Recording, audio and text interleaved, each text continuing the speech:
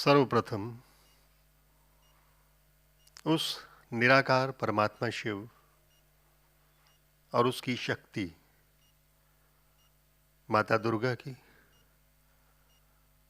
संतानों को जो मेरे समक्ष बैठे हैं, मेरा हार्दिक प्रणाम स्वीकार करें।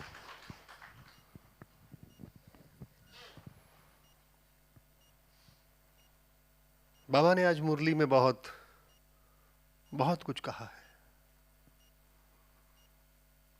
शुरुआत उन्होंने एक शब्द से ली, क्रोध से। क्या आपको क्रोध आता है? किस किस को क्रोध आता है? हाथ खड़े करें।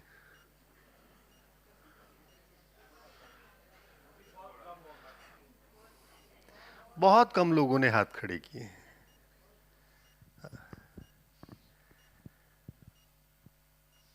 पहले तो हम जान लें कि सुख और दुख क्या है और क्रोध क्या है और ये आता क्यों है।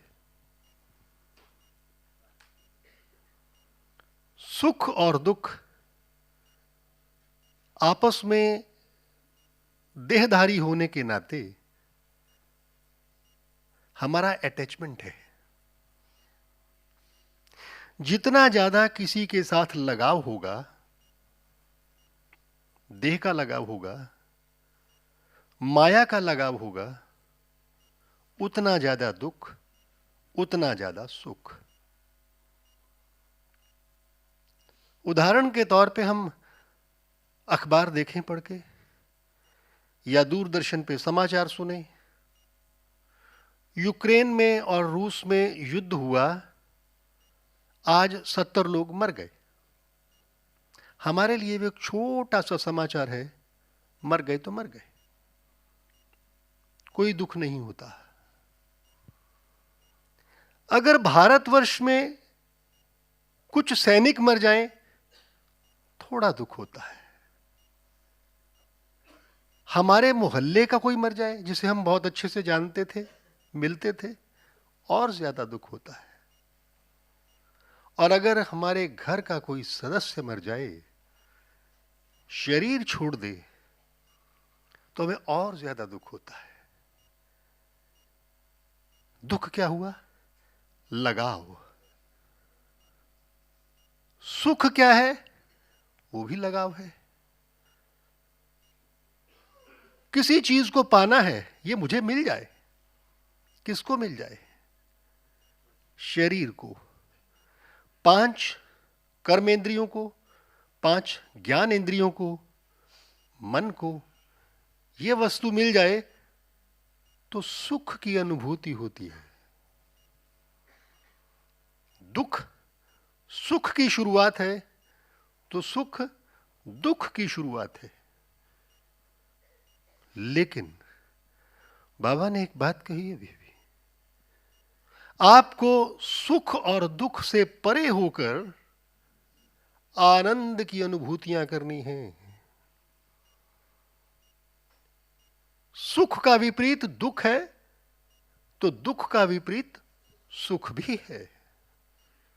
लेकिन इन सब से परे हटकर, देह अभिमान और माया के घेरे से परे हटकर, हमें आत्मा मानकर अपने आप को आनंद की अनुभूतियां करनी हैं, क्योंकि आनंद का कोई विपरीत नहीं है। और आप सभी तो आनंदित आत्माएं हैं। उस परम पिता परमेश्वर निराकार परमात्मा शिव ने स्वयं साकार रूप धारण कर प्रजापिता ब्रह्मा के रूप में इस नई सृष्टि की रचना शुरू की है। एक बात अभी और आई मुरली में कि विध्वंस होगा, विनाश होगा, बम फटेंगे। ग्रंथों में और पुराणों में भी यह बात आती है कि जब जब इस पृथ्वी पर भार बढ़ता है, 1000 करोड़ से ऊपर संख्या चली जाती है, विनाश होता ही होता है। श्री गुरु गोविंद सिंह जी 100 साखी पुस्तक में लिखते हैं कि मैं स्वयं भगवान कृष्ण का अवतार हूं और उस निराकार शिव का उपासक हूं जिसकी मैंने पूजा की है, आराधना की है सप्तशृंग पर्वत पे। और मैं उस अकाल पुरख का यानी भगवान शिव का एक छोटा सा बेटा हूं, बच्चा हूं, उसकी संतान हूं। उन्होंने कुछ भविष्यवाणियां की हैं। उन भविष्यवाणियों में उन्होंने ये बताया है कि 2042 से 2046 तक जो हमने कैलकुलेशन की है उसके हिसाब से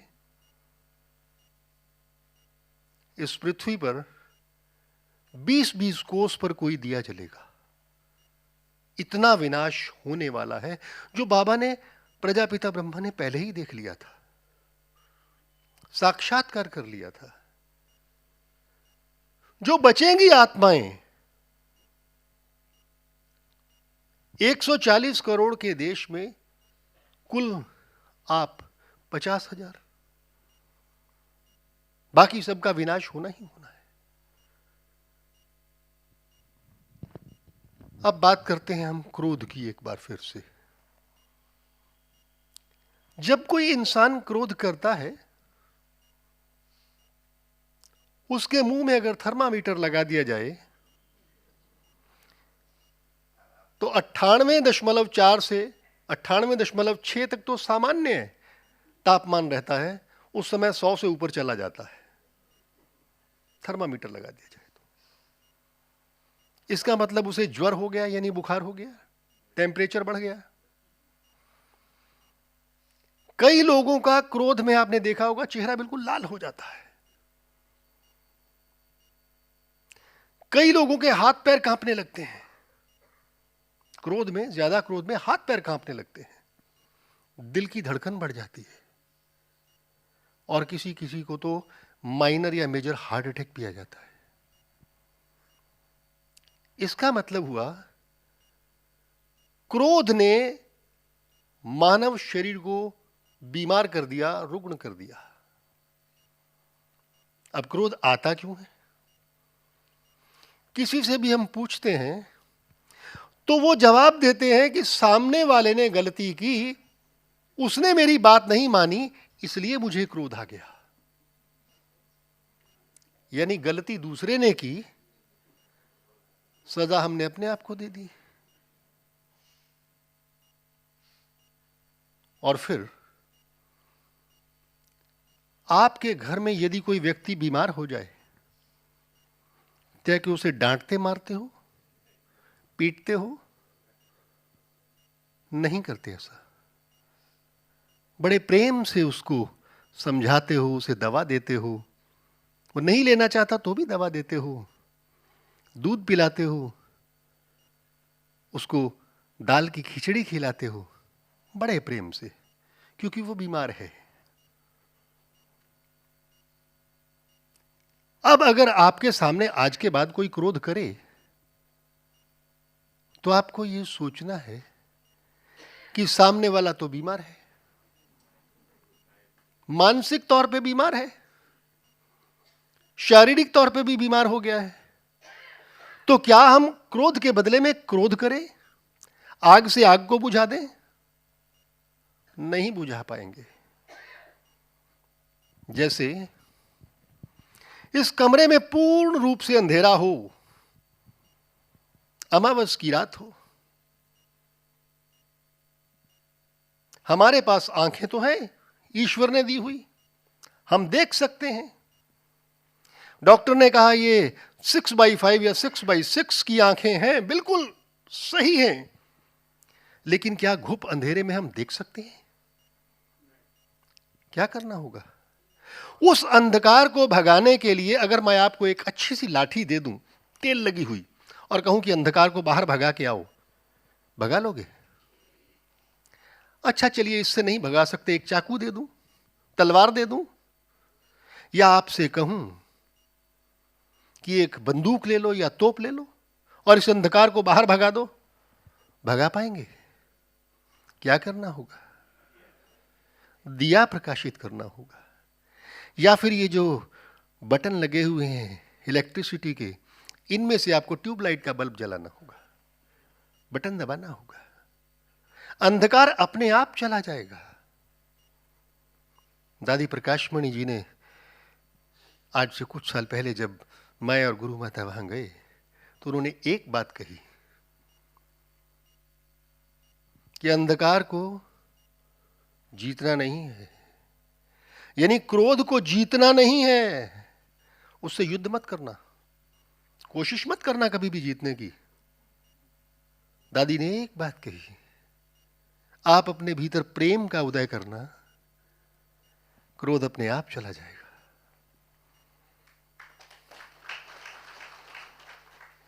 बहुत पुरानी बात है।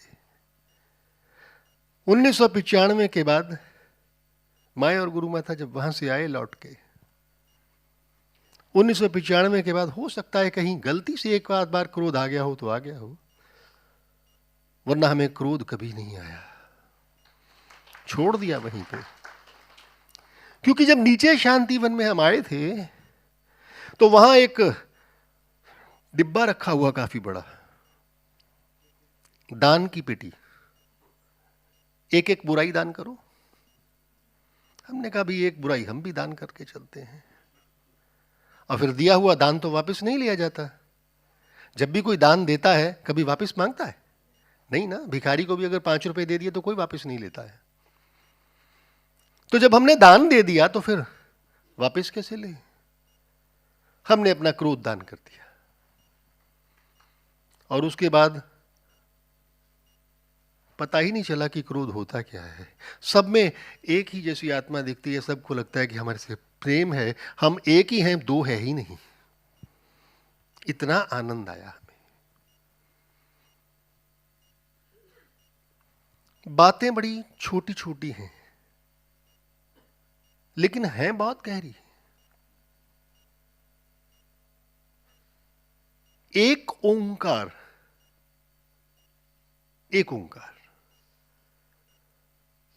यानी ईश्वर एक है। अंग्रेज लोग कहते हैं गॉड इज वन, वो भी कहते हैं ईश्वर एक है। इधर कहते हैं अल्लाह, अल इल्य ऋग्वेद से है, अरबी में भी है। अल मैंने विशेष रूप से, इल्य मैंने पूजनीय है। कौन? एक भगवान शिव। और इस पृथ्वी पर जितने भी धार्मिक ग्रंथ हैं, जितनी भी भाषाएं बोली जाती हैं, सबका पहला अक्षर है आ। अभी मुरली में आई अलफ, बे, आ से शुरू हुआ। अंग्रेजी में ए, आ से शुरू होता है। हिंदी में भी आ से शुरू होता है। दुनिया की जितनी भी भाषाएं हैं, सबका पहला अक्षर आ से शुरू होता है। आ माना अक्षर, जिसका कोई क्षरण नहीं होता। हर चीज का क्षरण होता है। मैंने ये कपड़े पहने हुए हैं, एक दिन इनका क्षरण हो जाएगा, फट जाएंगे। लेकिन अक्षर का मतलब ही है कि जिसका कोई क्षरण नहीं होता, जो समाप्त नहीं होता। और वो कौन? निराकार परमात्मा शिव। लेकिन उसे भी यदि आपकी भाषा में और मेरी भाषा में उसे समझाना पड़े। हमने कहा था कि क्या आप कुत्ते बिल्ली की भाषा समझते हैं? नहीं समझते।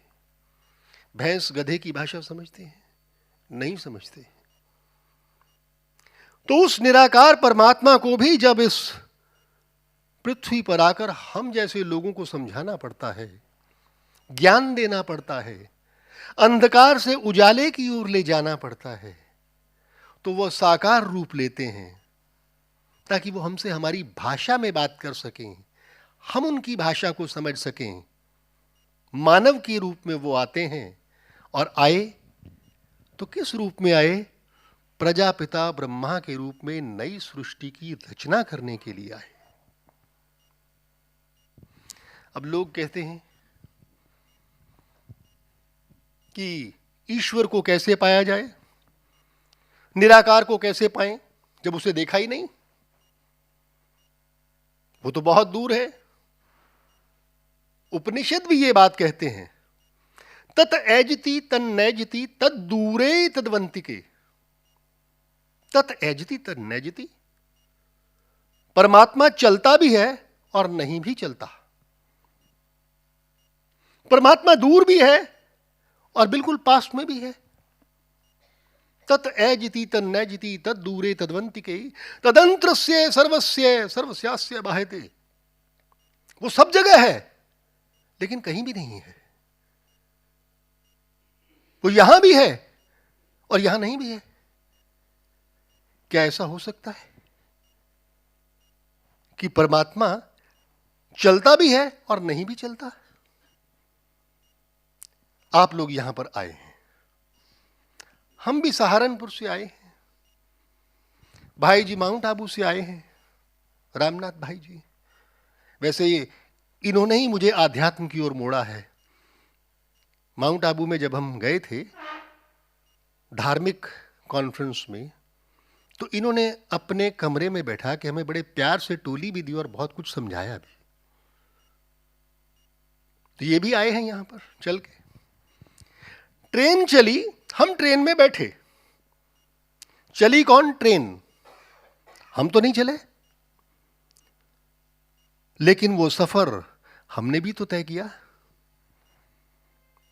आप कार में आए, कार चली, कार के पहिए चले लेकिन उसका एक्सल नहीं चला। आप भी नहीं चले, लेकिन सफर तो आपने भी तय किया। तो परमात्मा चलता भी है और नहीं भी चलता। अब कोई भी दो भाई ऊपर आ जाए मेरे पास, आप आ जाइए दोनों भाई, आइए आइए आइए। प्रत्यक्ष के लिए प्रमाण की कोई आवश्यकता नहीं होती है। हम जो बातें आपसे कर रहे हैं वो सारी की सारी प्रत्यक्षता की। एक भाई और चाहिए, शर्माइए मत, बाबा के घर में है। जरा सभी लोग कहेंगे, मेरा बाबा, प्यारा बाबा, तेरा बाबा, सबका बाबा। आइए आगे आ जाइए। दोनों पीठ करके खड़े हो जाइए एक दूसरे की तरफ, पीठ करके खड़े हो जाइए। आप उधर, आप इधर, पीठ करके। हाँ ऐसे, इधर मुंह कर लो, इधर मुंह करो, हाँ ऐसे। अब आप देखें, दोनों भाई मान लीजिए एक दूसरे को नहीं जानते। हमने माना कि ये दोनों एक दूसरे को नहीं जानते। दोनों पीठ करके खड़े हैं। एक भाई इस तरफ को चल दे और दूसरा भाई उस तरफ को चल दे, पूरी पृथ्वी का चक्कर काट के आएंगे, तब आमने सामने मिलेंगे। ऐसा ही है। इसका मतलब दोनों भाई एक दूसरे से बहुत दूर हैं, पूरी पृथ्वी का चक्कर लगाना पड़ेगा। लेकिन जो लोग बाबा की श्रीमत पे चले, जिनको ज्ञान हो गया, वो क्या करेंगे? परमात्मा बहुत नजदीक है। जरा आमने सामने घूम जाएं, घूम जाएं आमने सामने। कितनी दूर है? पास पास ही तो थे। यही तो बाबा हमको समझाते हैं। समझने वाले तो चाहिए। बैठ जाएं भाई जी। बहुत बहुत धन्यवाद आपका भाई जी। हमने आपको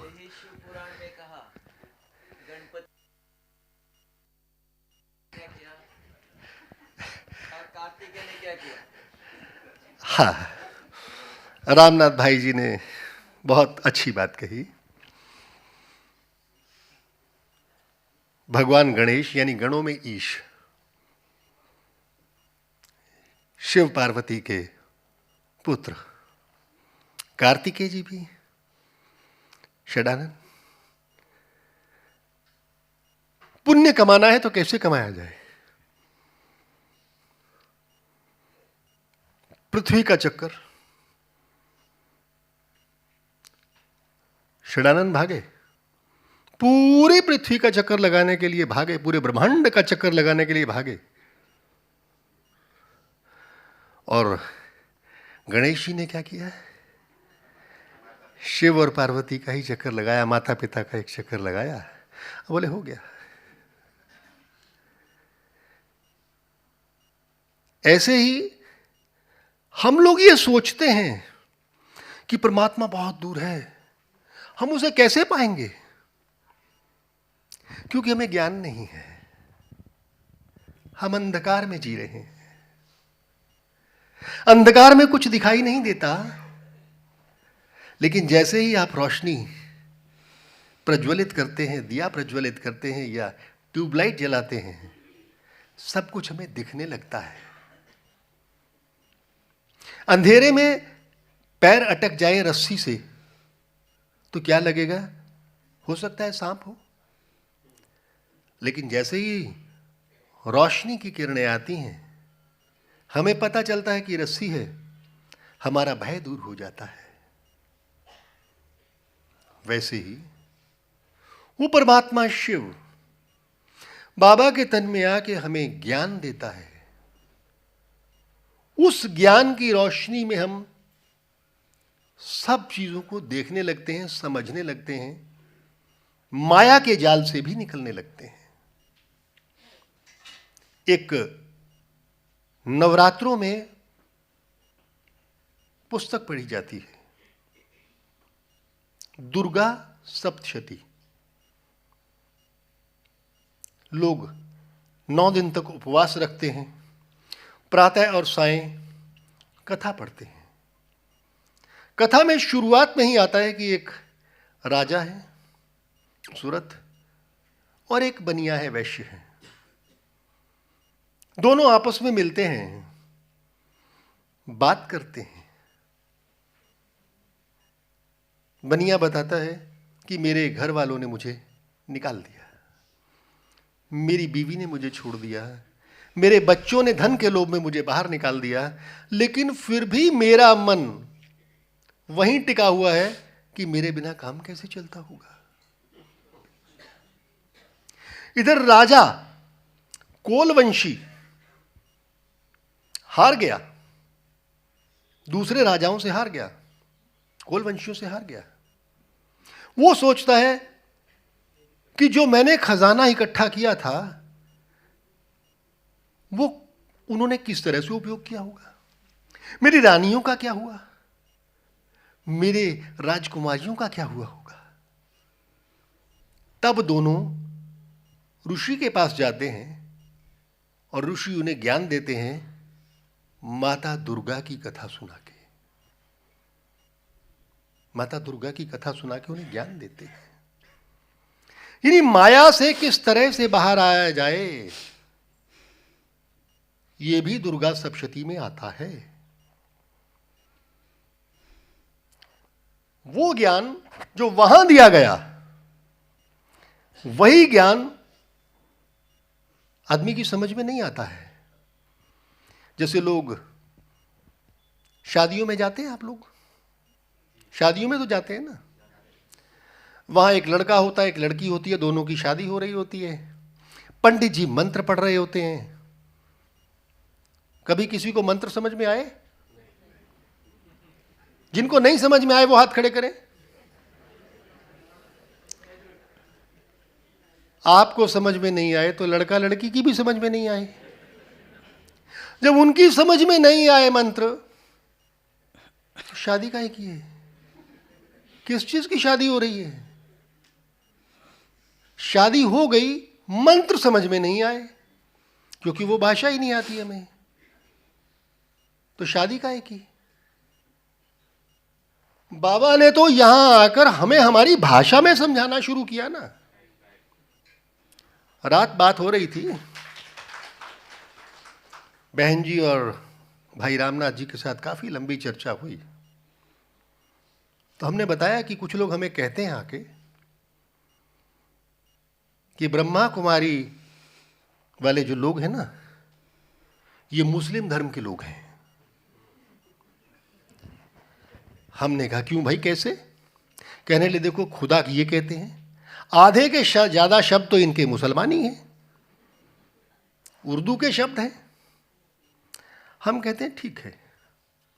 उस समय भारतवर्ष में पाकिस्तान भी आता था, बांग्लादेश भी आता था, उससे पहले बर्मा भी आता था, नेपाल भी आता था, चीन का बहुत सारा हिस्सा आता था, अफगानिस्तान का आता था, अरब का आता था। ये सारे के सारे हिस्से पहले भारतवर्ष के थे।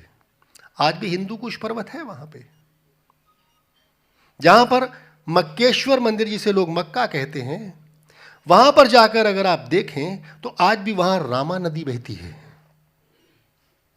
इतिहास गवाह है, आज भी उनकी पुस्तकों में लिखा है। भाषा को परे कर दो, भाषा को हम परे कर देते हैं। जैसे आप लोग कहते हैं नूरे इलाही, ठीक है, उर्दू का शब्द है, हमें अर्थ से मतलब है ना। जैसे हमारे सामने एक संतरा रखा हो और हम संतरे को कहें केला, संतरे को कहें नींबू, संतरे को कहें पपीता, संतरा तो संतरा ही रहेगा ना। बेचारे संतरे को तो यह भी नहीं पता कि मुझे संतरा कह के पुकार रहे हैं। उसे किसी भी नाम से पुकार लो, समझ में आना चाहिए। भाषा गौण हो जाती है, भाषा का कोई अर्थ नहीं रह जाता, बात समझ में आनी चाहिए।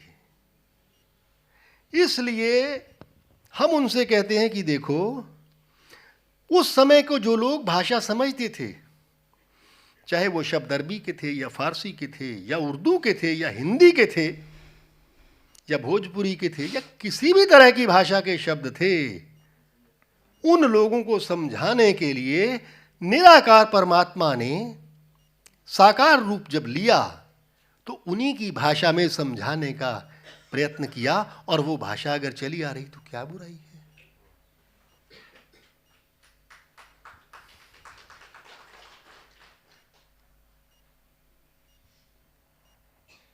आप लोग बहुत ही महान आत्माएं हैं जो यहां हमारे समक्ष बैठे हैं।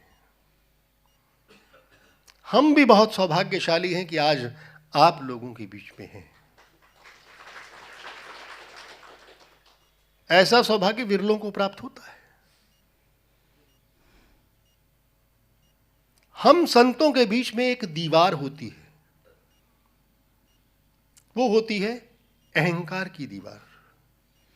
मैं बड़ा, तू छोटा, मैं और तू अलग अलग। और जैसे ही अलग करके देखेंगे तो क्या होगा, अहंकार और बड़ा होता चला जाएगा। तू छोटा, मैं बड़ा। जगत गुरु शंकराचार्य अगर यहां पर आ जाएं तो उनका आसन बहुत ऊंचा लगेगा, चांदी का आसन होगा, 2 लोग चंवर झुला रहे होंगे, पीछे छत्र लेके लोग खड़े होंगे। ये उनका अपना प्रोटोकॉल है। संतों के अंदर अहंकार नहीं होना चाहिए। पहला गुण संतों का विनम्रता है, प्रेम है। और जहां प्रेम है वहां क्रोध का क्या काम। जब सूर्योदय होता है तो वहां अंधकार का क्या काम।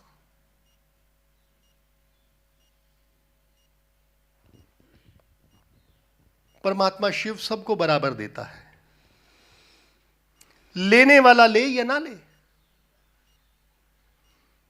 सूर्य निकलता है, वो यो नहीं देखता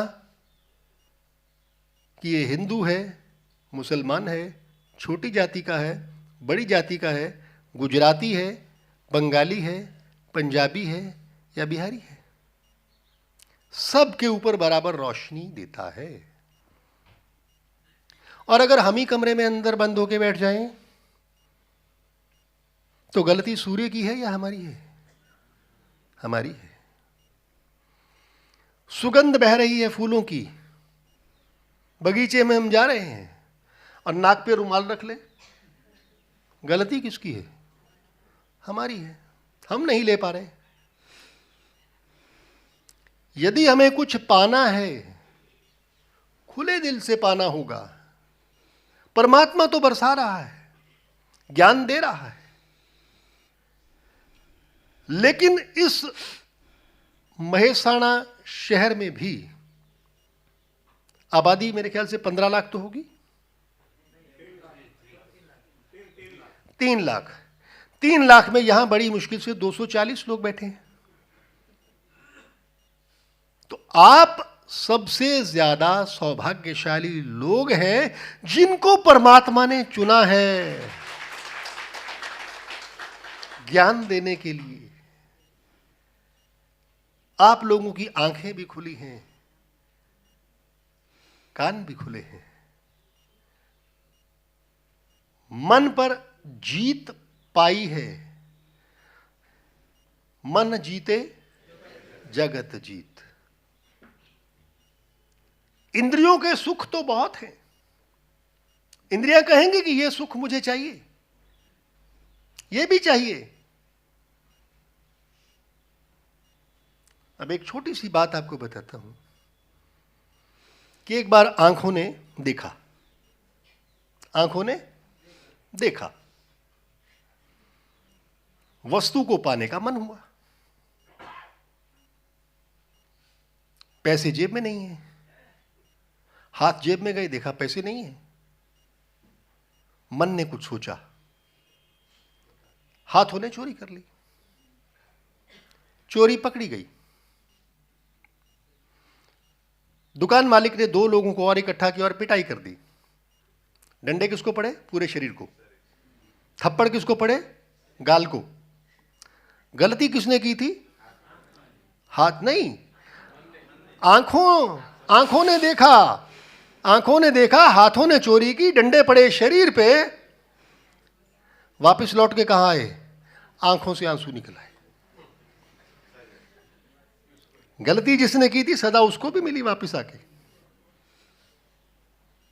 हमें गलतियां नहीं करनी है, हमें गलतियां नहीं करनी है। जिस व्यक्ति के भीतर नैतिक बल है, सचरित्र, धवल चरित्र, आपने धवल वस्त्र पहने ना, धवल चरित्र भी है आपके पास, उज्जवल चरित्र, सच्चरित्र, नैतिक बल से युक्त व्यक्तियों के पास ऐसी धारणाएं आती ही नहीं है। वो गलत काम कर ही नहीं सकते। कई बार हमारी सरकारी लोगों से बात होती है, अधिकारियों से बात होती है, मंत्रियों से बात होती है, राज्यपालों से बात होती है, तो वो ये कहते हैं कि हम कानून बनाएंगे कि गलती कोई ना करे।